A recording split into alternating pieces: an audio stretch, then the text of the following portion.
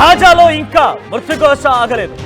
Gaza city పైన Israel విరుచుకుపడుతోంది.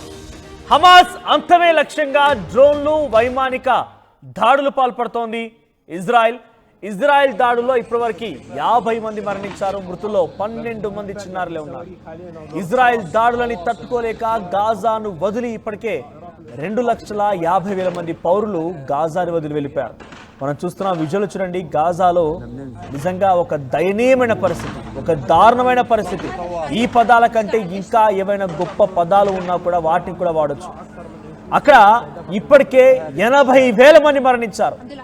గాజాలో జరిగినటువంటి ఈ డైరెక్ట్ దాడి, భీకర దాడి నేపథ్యంలో 80,000 మంది మరణించారు. ఇంకా రోజు రోజుకి దాడులు పెరుగుతూనే ఉన్నాయి, కానీ ఏమాత్రం తగ్గడం లేదు. చాలా మంది నిరాశ్రయులైపోయారు. తిండి లేక ఆకలితో అలమటిస్తున్నారు. డొక్కలు ఎండుకుపోతున్నాయి. చిన్న చిన్న పిల్లలు రోడ్లపైకి వచ్చి రోడ్డుపై కనిపించినటువంటి చెత్త చెదారం కూడా తినే పరిస్థితి వచ్చింది. ఆకలితో అలమటిస్తున్నారు. గాజా మొత్తం కూడా హాహాకారాలతో అలమటిస్తోంది.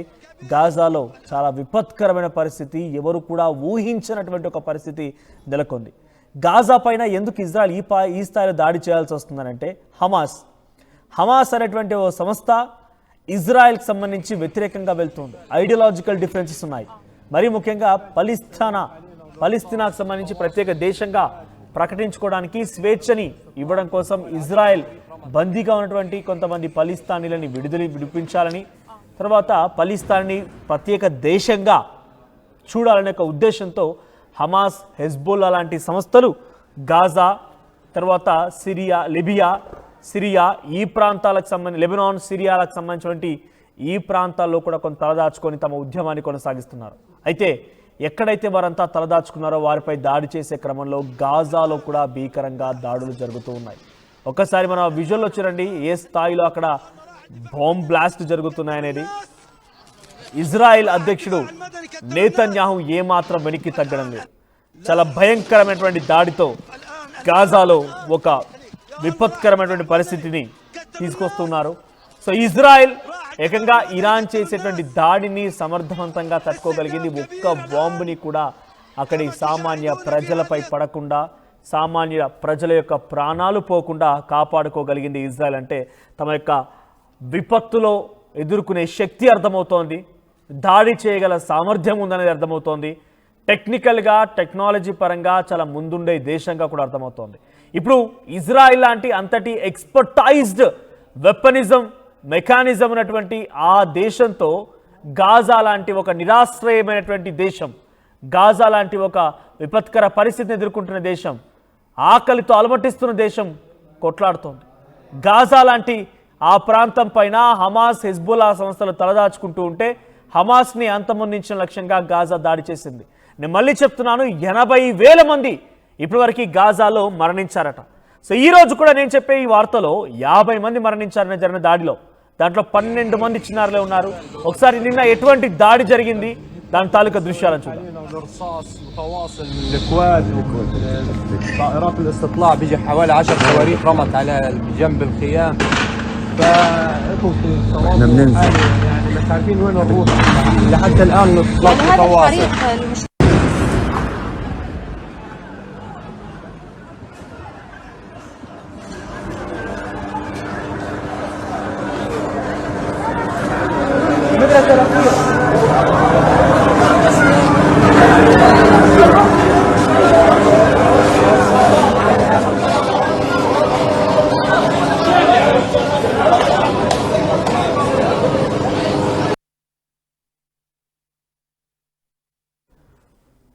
రైట్, గాజాపై దాడిలో 50 మంది మరణిస్తే 12 మంది చిన్నారులు ఇప్పుడు ప్రస్తుతం ఈ దాడిలో మరణించారు. 2,50,000 మంది గాజా పౌరులు ఆ గాజా ప్రాంతాన్ని వదిలేసి వెళ్ళిపోయారు. 80,000 మంది గాజాలో మరణించారు. చిన్న పిల్లలు, అక్కడి ప్రజలు మొత్తం కూడా ఆకలితో అలమటిస్తూ ఉన్నారు. అనేక ఇబ్బందులు పడుతూ ఉన్నారు. తిండి లేక డొక్కలెండుకపై కనబడుతున్నారు. రోడ్లపై చెత్తను కూడా తింటూ ఉన్నారు. చిన్న పిల్లలు, వారు నిజంగా అక్కడ భిక్షాటన కూడా చేయాల్సిన పరిస్థితి వచ్చింది. సామాన్య పౌరులంతా అక్కడ రోడ్లపైకి ఎక్కి, ఒక రకంగా చెప్పాలంటే అది గాజా అనేది అదొక ప్రాంతంలాగా ఏం లేదాడ, కంప్లీట్గా వాష్ అవుట్ అయిపోయింది. కంప్లీట్గా వాషౌట్ అయిపోయి అక్కడ ఇబ్బందికర పరిస్థితులు నెలకొన్నాయి. సో ఆ ఇబ్బందికర పరిస్థితుల మధ్యలో నుంచి ఇంకా ఇబ్బందులు తీసుకురావాలనే ఒక ఆలోచనతో ఇజ్రాయెల్ అధ్యక్షుడు నెతన్యాహు ప్రయత్నం చేస్తూనే ఉన్నారు. ఇటీవల కాలంలో 2 రోజుల క్రితం న్యూయార్క్ డిక్లరేషన్ పైన భారత్ కూడా సంతకం చేసిన మాట మనం విన్నాం కదా. సో గాజా ఉన్నటువంటి ఆ హమాస్ సంబంధించినటువంటి వ్యక్తులు ఎవరైతే అక్కడ ఉద్యమాలు చేస్తూ ఉన్నారో సో వారంతా కూడా పలిస్తానియన్ ప్రత్యేక దేశంగా కావాలని ఒక ఆలోచనతో ముందుకెళ్తున్న వారే. సో గాజా నుంచి ఇప్పుడు పెద్ద ఎత్తున విపత్కర పరిస్థితులు ఉన్నాయి. సో ఇటు దేశాలు 142 దేశాలు మొత్తం కూడా పలిస్తీనాకు సంబంధించి ప్రత్యేక దేశంగా అభివర్ణిస్తూ సంతకం చేశాయి, ఓటింగులో పాల్గొన్నాయి. భారత్ కూడా సంపూర్ణమైన మద్దతునిచ్చింది. కానీ ఇజ్రాయెల్ మాత్రం ఎవరి మాటను ఖాతరా చేయడం లేదు. ఇటీవల కాలంలో ఖతర్ పై కూడా దాడి చేయడం మనం చూసాం. ఖతర్ పై కూడా భీకరంగా ఇజ్రాయెల్ దాడులకు పాల్పడింది. కొన్ని వందల మంది మరణించారు. విపత్కర పరిస్థితి అక్కడ కూడా తయారైంది. సో ఇప్పుడు గాజాలో కూడా అటువంటి పరిస్థితి నెలకొంది. ఒకసారి ఆ దాడికి సంబంధించి విజువల్స్ ని రాత్రి సంబంధించి దాడిలో ఎటువంటి సంఘటన నెలకొందో ఒకసారి విజువల్స్ చూద్దాం.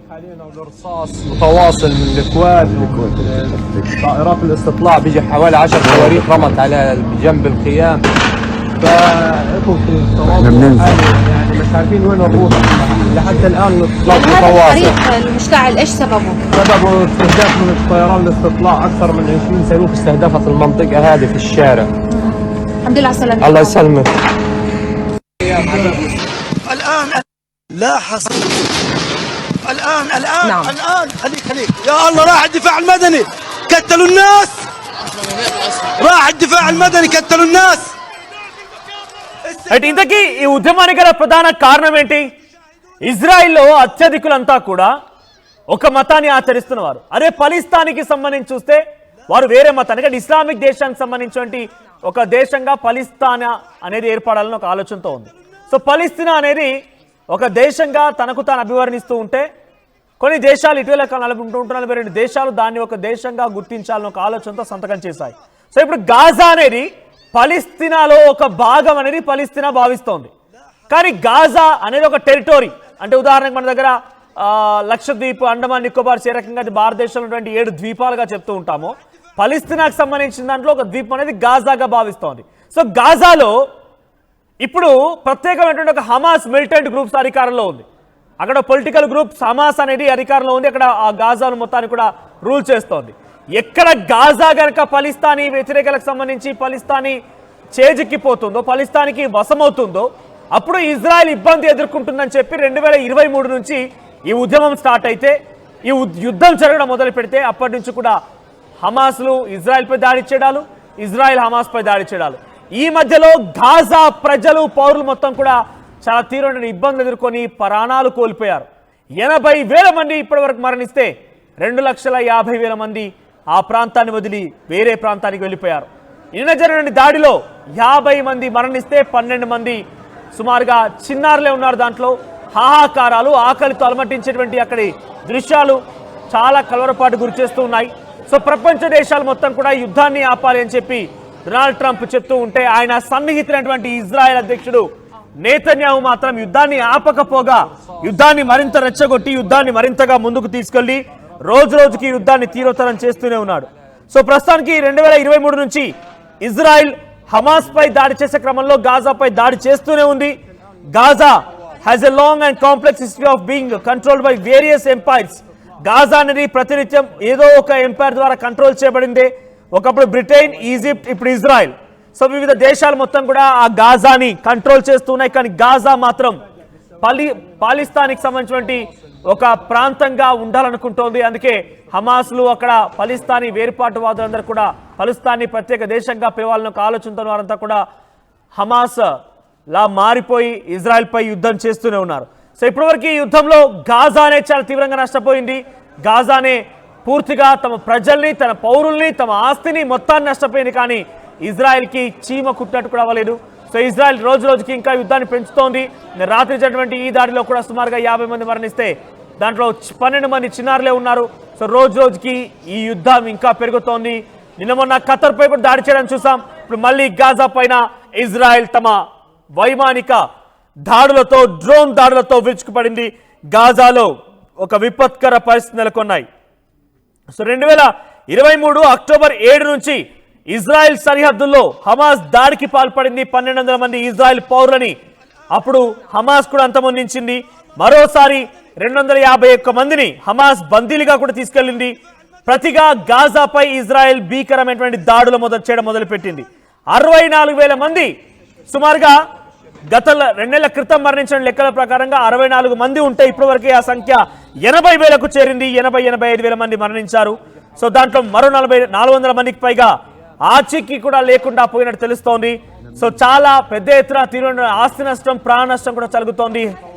హమాస్, హెజ్బుల్లా లాంటి వ్యవస్థలు అక్కడ తీవ్రమైన వ్యతిరేకత కనబరుస్తున్న కొద్దీ గాజా పూర్తిగా తీవ్రంగా నష్టపోతోంది. చూద్దాం మరి ఈ యుద్ధానికి ఎటువంటి ముగింపు ఉంటుంది, అసలు ముగింపు ఉంటుందా లేదా అనేది కాస్త ఉత్కంఠ రేపుతోంది.